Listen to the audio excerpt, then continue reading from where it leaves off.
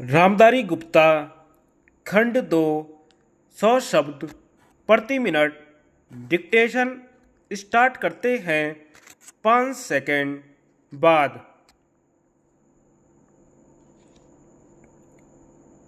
महोदय, बच्चों को जो ज्ञान प्राप्त हो वह अनुभव से प्राप्त हो, न कि केवल स्मरण शक्ति पर आश्रित रहकर रटाई द्वारा।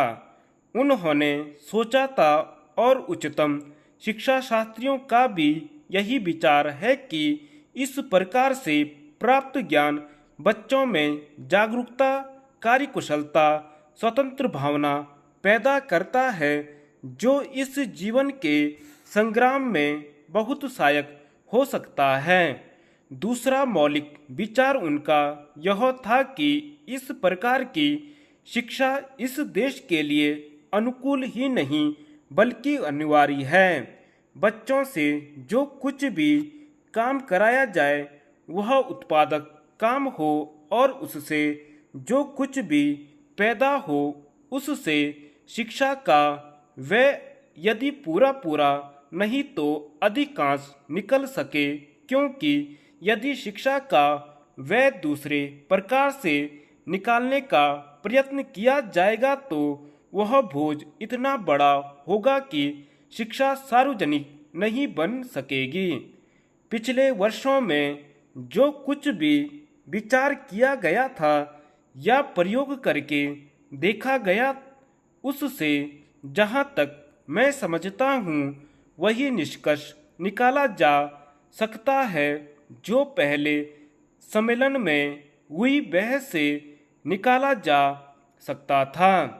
हमारे शिक्षा शास्त्रियों ने इस पद्धति की अनुकूलता और श्रेष्ठता तो मान ली थी, पर उनकी दृष्टि में इसके द्वारा शिक्षा का व्यय निकालना असंभव ही नहीं, अनुचित भी था।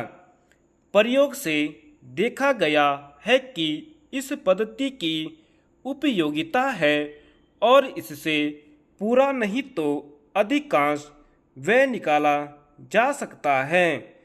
यह मैं प्राथमिक और माध्यमिक शिक्षा के संबंध में कह रहा हूँ। उच्च कोटि की शिक्षा के संबंध में अभी प्रयोग नहीं के बराबर हुआ है, इसलिए उसके संबंध में अभी कुछ भी कहना संभव नहीं है।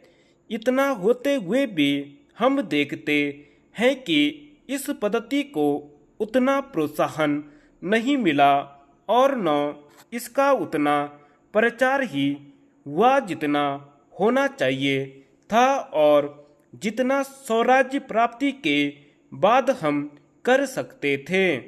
इसका कारण जहाँ तक मैं समझता हूँ यही है कि इसकी उपयोगिता प्रमाणित होने पर भी पुरानी पद्धति पर जो आस्था थी वह अभी दूर नहीं हुई है और इसी कारण शिक्षा के काम में जो व्यक्ति लगे हुए हैं उनका न तो इस ओर ध्यान गया है और न उन्होंने इस विषय पर गहराई से चिंतन ही किया है। आज भी हम इतना ही कह सकते हैं कि इस पद्धति का अभी केवल प्रयोग ही किया जा रहा है। इसे राष्ट्रीय कार्यक्रम मानकर हमारी सरकार ने उसको चालू करने का निश्चय नहीं किया और क्रियात्मक रूप से कुछ करने की बात तो नहीं के बराबर ही है। उसका परिणाम यह हुआ है कि पुरानी पद्धति की संस्थाएं दिन प्रतिदिन बढ़ती जा रही हैं और शिक्षा पर सरकार जो कुछ भी व्यय कर सकती है या करना चाहती है उसका बहुत बड़ा अंश उस पद्धति को ही बनाए रखने में व्यय हो रहा है और इस पद्धति को बहुत कम प्रोत्साहन मिला है। मेरा अपना विश्वास है कि शिक्षा में मौलिक परिवर्तन अवश्य किया जाएगा। धन्यवाद।